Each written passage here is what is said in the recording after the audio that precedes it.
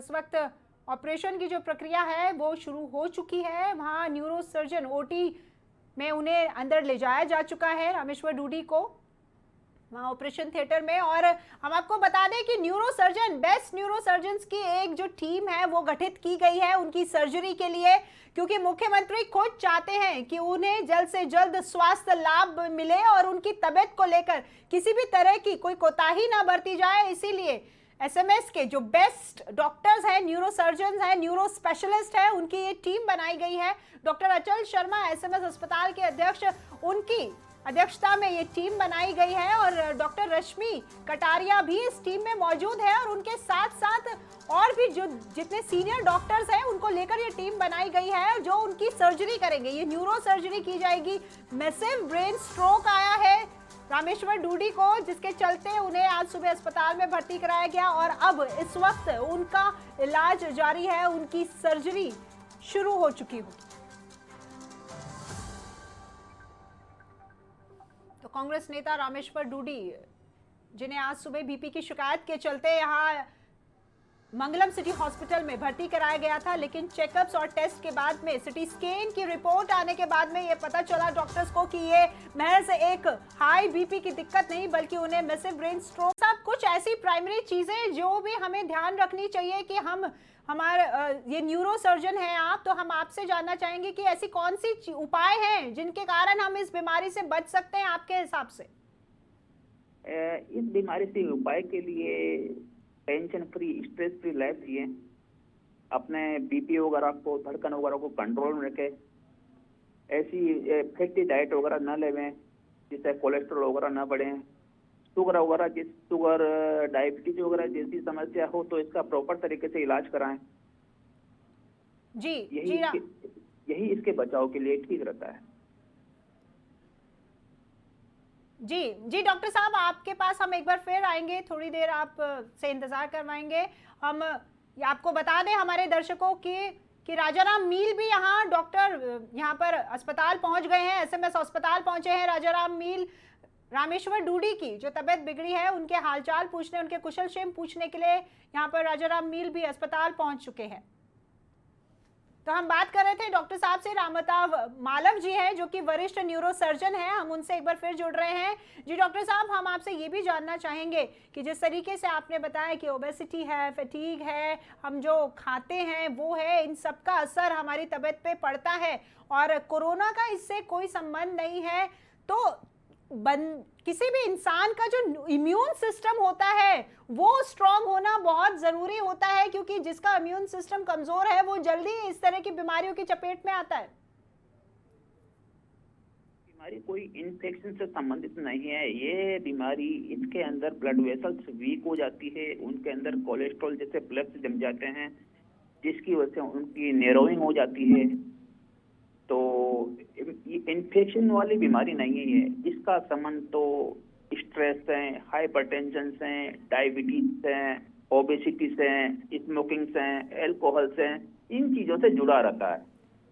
Sir, आपने कहा कि 50 वर्ष से अधिक की उम्र के लोगों में इस तरह की दिक्कतें जो हैं वो देखी जाती है, न्यूरो रिलेटेड देखी जाती है, लेकिन आज की जो लाइफस्टाइल है, जो जीवन शैली है, जितने भी यंगस्टर्स हैं गैजेट्स के वो आदी हो चुके हैं सर, और जितना ज़्यादा वो गैजेट्स यूज़ करते हैं और जिस तरह की टेंशन से वो निकल रहे हैं, उनका मेंटली प्रेशर जो है वो बहुत सप्रेस्ड रहते हैं। तो हमने देखा है खुद हॉस्पिटल में कि बहुत सारे यंगस्टर्स भी हैं जो न्यूरो सर्जन से दवाई ले रहे हैं। जी बिल्कुल, स्ट्रेस फैक्टर, अपना जॉब रिलेटेड स्ट्रेस होता है, नींद की कमी होती है, आदमी अधिकतर 24 घंटे में से 4 घंटे सो रहा है, 20-20 घंटे काम कर रहा है, ये सब चीजें जिंदगी में स्ट्रेस को बढ़ाती है और इसकी वजह से ये समस्याएं आती है ब्रेन स्ट्रोक की। जी डॉक्टर साहब, आपसे एक बार फिर हमें रामेश्वर डूडी जी की तबीयत को लेकर हम आपसे बात करना चाहेंगे कि फिलहाल अब क्योंकि उनकी सर्जरी होनी है तो सर्जरी सफल होने की हम सभी कामना करते हैं, आप भी यही चाहते होंगे। कि हम ये जानना चाहते हैं कि ये सर्जरी कितने समय चलेगी, कितनी क्रिटिकल है ये सर्जरी?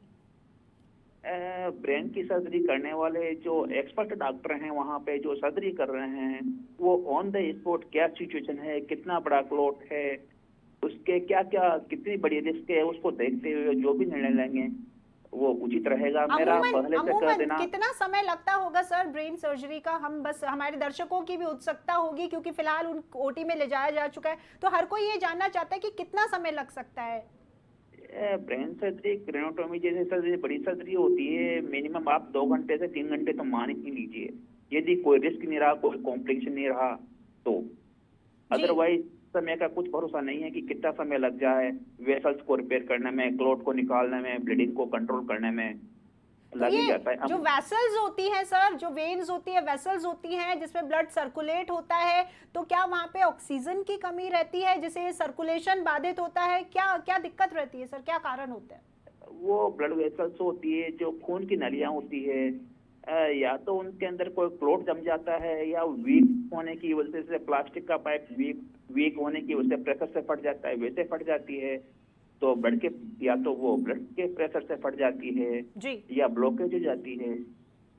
जी इस वजह से ब्रेन के अंदर जी सर्कुलेशन बंद हो जाता है, और जैसे ही ब्रेन के अंदर सर्कुलेशन बंद होता है तो ब्रेन सेल्स होते हैं, उनको ग्लूकोज और ऑक्सीजन नहीं मिल पाती है, वो डेड हो जाती है।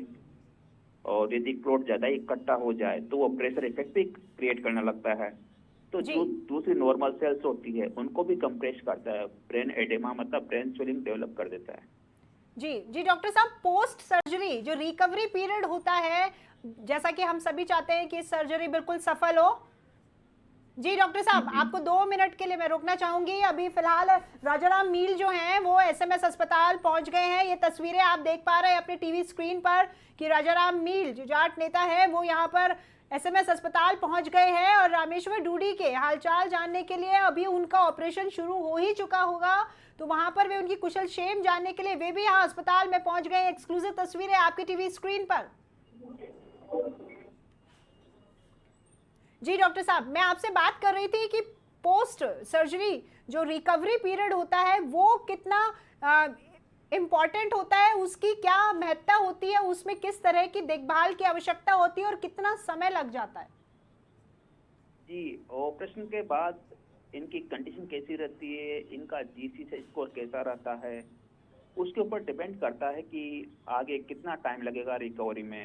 यदि ऑपरेशन के बाद इनका जीसी से स्कोर अच्छा रहता है, हाथ पैर के मूवमेंट अच्छे रहते हैं, तो आंखों का खोलना, बातचीत करना, किसी चीज को समझना, सब कुछ मतलब इनका न्यूरोलॉजिकल एग्जामिनेशन में स्वास्थ्य अच्छा रहता है तो जल्दी रिकवर हो जाएंगे। जी जी अदरवाइज जीसीएस स्कोर डाउन रहता है, लो रहता है, तो फिर टाइम लग सकता है। जी 15 से 20 दिन भी लग सकते हैं। जी, आपका बहुत बहुत धन्यवाद राम अवतार जी। डॉक्टर साहब, आपने हमसे बात की, हमारे दर्शकों को बताया कि क्या कुछ दिक्कतें होती है और किस तरीके से हमें उपाय करना चाहिए और इन बीमारियों से बचना चाहिए।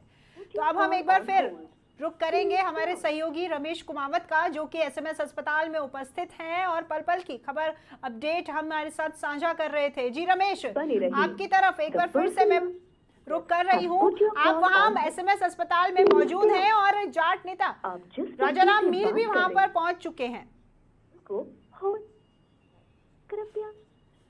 शायद तकनीकी खराबी के चलते हमारा संपर्क नहीं हो पा रहा है। हम आपको बताएं कि राजाराम मील भी वहां एसएमएस अस्पताल पहुंच गए हैं रामेश्वर डूडी की तबीयत पूछने के लिए। उनकी हालत फिलहाल गंभीर है, उनकी सर्जरी भी वहां शुरू हो चुकी है। जिस तरीके से जैसे जैसे लोगों को, जैसे जैसे नेताओं को और जनता को जैसे ही पता चल रहा है कि रामेश्वर डूडी की तबीयत जो है वो बेहद क्रिटिकल है, बेहद गंभीर है और उनकी सर्जरी चल रही है, तो उनसे मिलने के लिए अस्पताल धीरे धीरे सभी लोग वहां पहुंच रहे हैं, उनकी कुशलक्षेम जानने के लिए पहुंच रहे हैं। जिस तरीके से सुबह मंगलम सिटी हॉस्पिटल में सीएम अशोक गहलोत पहुंचे थे रामलाल जाट के साथ, यहां एसएमएस अस्पताल में अब यहां पर राजाराम मील पहुंच गए हैं। जी, रमेश कुमावत हमारे साथ में एक बार जुड़ गए हैं वापस से, और जो एसएमएस अस्पताल में वहां पर उपस्थित हैं। जी रमेश, हम आपसे जानना चाहेंगे कि जैसे जैसे लोगों को रामेश्वर डूडी की तबीयत की गंभीरता के बारे में पता चल रहा है, वो लोग उनसे मिलने के लिए पहुंच रहे हैं, और तस्वीरों में हमने देखा कि वहां पर राजाराम मील जो है वो भी वहां पर उपस्थित है और उनकी तबीयत जो है वो जानने के लिए वहां पर पहुंचे हैं फिलहाल। बिल्कुल राखी, जो राजाराम मील हैं वो खुद एक जाट नेता के तौर पर माने जाते हैं। साथ ही में रामेश्वर डूडी भी जाट नेता, साथ ही में किसान नेता है। ऐसे में पहले मुख्यमंत्री पहुंचे थे, उसके साथ केश कला बोर्ड के जो अध्यक्ष महेंद्र गहलोत वो भी थे, साथ ही में रामनाथ जाट राजस्व मंत्री भी उनके साथ थे। ऐसे में अब जैसे जैसे ये सूचना फैलती जा रही है वैसे वैसे लोग उनके पास आकर उनके हालचाल जानने, उनकी जो डॉक्टर्स की जो टीम इलाज कर रही है उनसे बातचीत करने की, किस तरीके से उनकी सेहत है, किस तरीके का असर अब उनके ऊपर देखने को मिल रहा है, किस तरह से उनका इलाज चल रहा है और आगे क्या संभावनाएं हैं, इन तमाम जिज्ञासाओं को शांत करने के लिए जो से जुड़े हुए जो लोग हैं वो यहाँ पर आ रहे हैं, बातें कर रहे हैं, पूछ रहे हैं, हालचाल कुशल से जान रहे हैं। तो और भी अस्पताल में अभी भी उनके जो समर्थक हैं, उनके जो परिवारजन हैं वो भी यहाँ पर बड़ी संख्या में आए हुए हैं। उनके काफी सारे जो परिवार के लोग हैं वो भी अस्पताल कैंपस के आसपास देखे जा सकते हैं। तो बड़ी संख्या में समर्थकों के साथ साथ जो राजनीति से जुड़े हुए जो लोग हैं वो भी लगातार यहाँ पर पहुंच रहे हैं, उनके हालचाल जान रहे हैं। लेकिन डॉक्टर्स के लिए एक बड़ी चुनौती रामेश्वर डूडी का इलाज करना इसलिए बन गया है हालांकि सर्जरी जो है वो शुरू हो चुकी है और बावजूद इसके, क्योंकि सब लोग जानते हैं कि सर्जरी शुरू हो चुकी है और वो ब्रेन की सर्जरी है जो कि बहुत ही क्रिटिकल होती है और काफी समय भी लगता है, बावजूद इसके लोग जैसे जैसे रामेश्वर डूडी की तबीयत के बारे में पता चल रहा है वे वहां आ रहे हैं और उन्हें ये भी पता है कि हमें हमारी किसी से बात भी नहीं हो पाएगी, हमें बाहर इंतजार करना पड़ेगा। बावजूद इसके वो उनके हालचाल जानने के लिए पहुंच रहे हैं लगातार। तो ये लोकप्रियता और उनकी साफ छवि यहाँ जो है वो दिखाया कल सुबह रामेश्वर डूडी का हालचाल जानने के लिए, कुशल क्षेम जानने के लिए। तो ये आईसीयू की तस्वीरें आप इस वक्त आपकी टीवी स्क्रीन पर देख पा रहे हैं।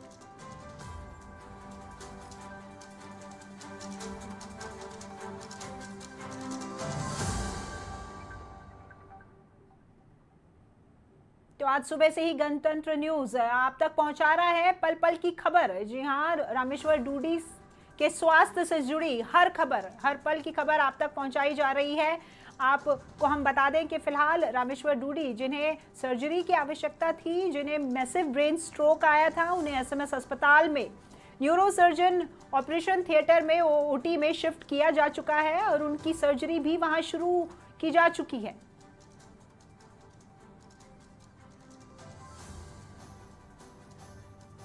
जी, सर्जरी की तैयारियां शुरू हो चुकी हैं और कुछ ही देर में ये सर्जरी भी शुरू हो जाएगी। तो कांग्रेस नेता रामेश्वर डूडी की जो हालत है वो गंभीर बनी हुई है और उसी गंभीरता को ध्यान में रखते हुए प्रशासन की तरफ से आज कितने ही निर्देश जो दिए गए थे उनकी त्वरित रूप से पालना भी की गई है। सबसे पहले मंगलम सिटी हॉस्पिटल में वहां पर डॉक्टर्स की टीम बुलाई गई। सीएम अशोक गहलोत के द्वारा एसएमएस की जो टीम थी वो वहां पर आई थी। एसएमएस अस्पताल के जो अधीक्षक हैं डॉक्टर अचल शर्मा वो आए थे अपने साथ सारे न्यूरो स्पेशलिस्ट को लेकर के और वहां पर मंगलम सिटी हॉस्पिटल में जो टेस्ट हुए उनके आधार पे उन्होंने कहा कि इन्हें सर्जरी की बेहद आवश्यकता है।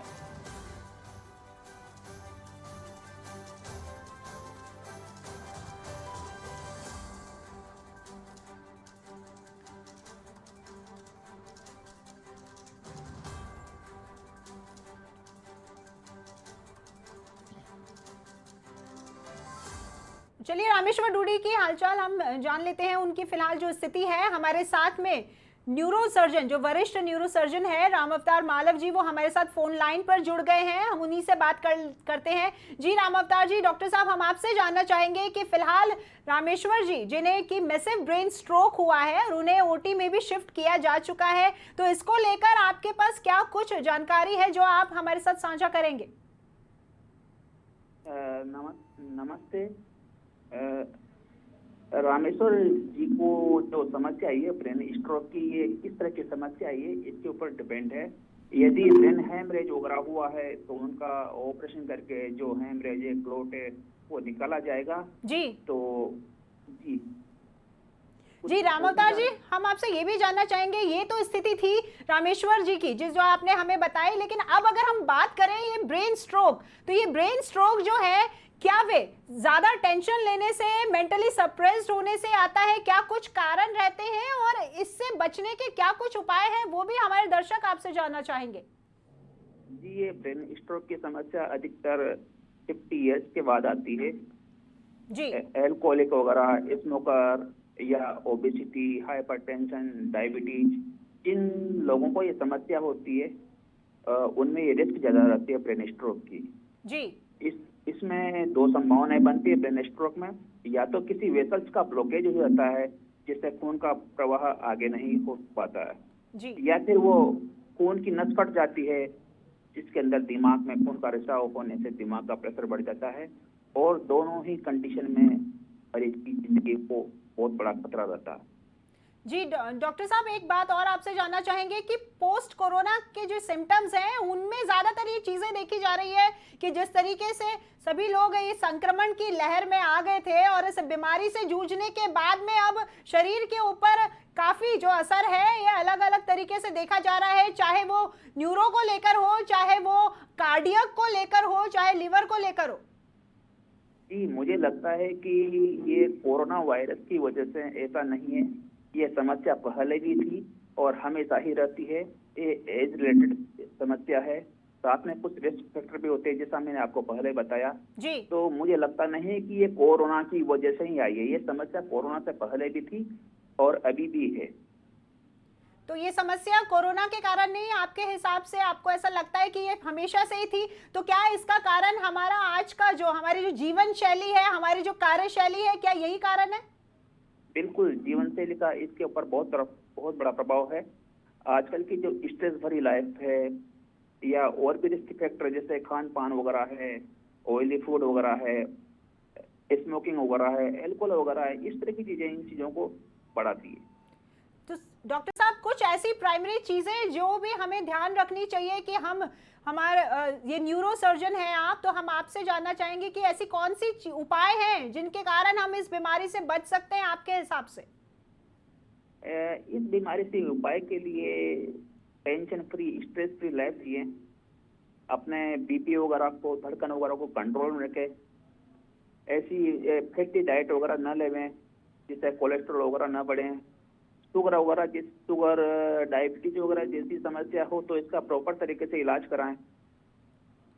जी यही इसके बचाव के लिए ठीक रहता है। जी जी डॉक्टर साहब, आपके पास हम एक बार फिर आएंगे, थोड़ी देर आप से इंतजार करवाएंगे। हम आपको बता दें हमारे दर्शकों कि राजाराम मील भी यहाँ डॉक्टर यहाँ पर अस्पताल पहुंच गए हैं, एसएमएस अस्पताल पहुंचे हैं। राजाराम मील रामेश्वर डूडी की जो तबीयत बिगड़ी है उनके हालचाल पूछने, उनके कुशल क्षेम पूछने के लिए यहाँ पर राजाराम मील भी अस्पताल पहुंच चुके हैं। तो हम बात कर रहे थे डॉक्टर साहब से, रामताव मालव जी हैं जो कि वरिष्ठ न्यूरो सर्जन हैं, हम उनसे एक बार फिर जुड़ रहे हैं। जी डॉक्टर साहब, हम आपसे ये भी जानना चाहेंगे कि जिस तरीके से आपने बताया कि ओबेसिटी है, फैटीग है, हम जो खाते हैं वो है, इन सब का असर हमारी तबीयत पे पड़ता है और कोरोना का इससे कोई संबंध नहीं है। तो किसी भी इंसान का जो इम्यून सिस्टम होता है वो स्ट्रांग होना बहुत जरूरी होता है, क्योंकि जिसका इम्यून सिस्टम कमजोर है वो जल्दी इस तरह की बीमारियों की चपेट में आता है। बीमारी कोई इन्फेक्शन से संबंधित नहीं है। ये बीमारी, इसके अंदर ब्लड वेसल्स वीक हो जाती है, उनके अंदर कोलेस्ट्रॉल जैसे प्लग्स जम जाते हैं, जिसकी वजह से उनकी नैरोइंग हो जाती है। तो इन्फेक्शन वाली बीमारी नहीं है। इसका संबंध तो स्ट्रेस है, हाइपरटेंशन से, डायबिटीज से, ओबेसिटी से, स्मोकिंग से, अल्कोहल से, इन चीजों से जुड़ा रहता है। सर, आपने कहा कि 50 वर्ष से अधिक की उम्र के लोगों में इस तरह की दिक्कतें जो हैं वो देखी जाती है, न्यूरो रिलेटेड देखी जाती है, लेकिन आज की जो लाइफस्टाइल है, जो जीवन शैली है, जितने भी यंगस्टर्स हैं गैजेट्स के वो आदी हो चुके हैं सर, और जितना ज़्यादा वो गैजेट्स यूज़ करते हैं और जिस तरह की टेंशन से वो निकल रहे हैं, उनका मेंटली प्रेशर जो है वो बहुत सप्रेस्ड रहते हैं। तो हमने देखा है खुद हॉस्पिटल में कि बहुत सारे यंगस्टर्स भी हैं जो न्यूरो सर्जन से दवाई ले रहे हैं। जी बिल्कुल, स्ट्रेस फैक्टर, अपना जॉब रिलेटेड स्ट्रेस होता है, नींद की कमी होती है, आदमी अधिकतर 24 घंटे में से 4 घंटे सो रहा है, 20-20 घंटे काम कर रहा है, ये सब चीजें जिंदगी में स्ट्रेस को बढ़ाती है और इसकी वजह से ये समस्याएं आती है ब्रेन स्ट्रोक की। जी डॉक्टर साहब, आपसे एक बार फिर हमें रामेश्वर डूडी जी की तबीयत को लेकर हम आपसे बात करना चाहेंगे कि फिलहाल अब क्योंकि उनकी सर्जरी होनी है, तो सर्जरी सफल होने की हम सभी कामना करते हैं, आप भी यही चाहते होंगे। कि हम ये जानना चाहते हैं कि ये सर्जरी कितने समय चलेगी, कितनी क्रिटिकल है ये सर्जरी? ब्रेन की सर्जरी करने वाले जो एक्सपर्ट डॉक्टर हैं वहाँ पे जो सर्जरी कर रहे हैं, वो ऑन द स्पॉट क्या सिचुएशन है, कितना बड़ा क्लॉट है, उसके क्या क्या कितनी बड़ी रिस्क है उसको देखते हुए जो भी निर्णय लेंगे वो उचित रहेगा। मेरा अमूमन पहले से कह अमूमन देना। कितना समय लगता होगा सर ब्रेन सर्जरी का? हम बस, हमारे दर्शकों की भी उत्सुकता होगी क्योंकि फिलहाल उन ओटी में ले जाया जा चुका है, तो हर कोई ये जानना चाहता है कि कितना समय लग सकता है। ब्रेन सर्जरी क्रेनोटोमी जैसे सर्जरी बड़ी सर्जरी होती है, मिनिमम आप 2 घंटे से 3 घंटे तो मान ही लीजिए, यदि कोई रिस्क नहीं रहा, कोई कॉम्प्लिकेशन नहीं रहा तो। जी अदरवाइज समय का कुछ भरोसा नहीं है कि कितना समय लग जाए वेसल्स को रिपेयर करने में, क्लॉट को निकालने में, ब्लीडिंग को कंट्रोल करने में तो लग ही ये जाता है। जो वेसल्स होती हैं सर, जो वेन्स होती है, वेसल्स होती हैं जिसमें ब्लड सर्कुलेट होता है, तो क्या वहां पे ऑक्सीजन की कमी रहती है जिससे सर्कुलेशन बाधित होता है? क्या क्या दिक्कत रहती है सर, क्या कारण होते हैं? वो ब्लड वेसल्स होती है जो खून की नलियां होती है, या तो उनके अंदर कोई क्लॉट जम जाता है या वीक होने की वजह से प्लास्टिक का पाइप वीक होने की वजह से प्रेशर से फट जाता है, वैसे फट जाती है। तो ब्लड के, या तो वो ब्लड के प्रेशर से फट जाती है जी या ब्लॉकेज हो जाती है। जी इस वजह से ब्रेन के अंदर जी सर्कुलेशन बंद हो जाता है, और जैसे ही ब्रेन के अंदर सर्कुलेशन बंद होता है तो ब्रेन सेल्स होते हैं उनको ग्लूकोज और ऑक्सीजन नहीं मिल पाती है, वो डेड हो जाती है। और यदि क्लॉट ज्यादा ही इकट्ठा हो जाए तो वो प्रेशर इफेक्ट भी क्रिएट करने लगता है। तो जी जो दूसरी नॉर्मल सेल्स होती है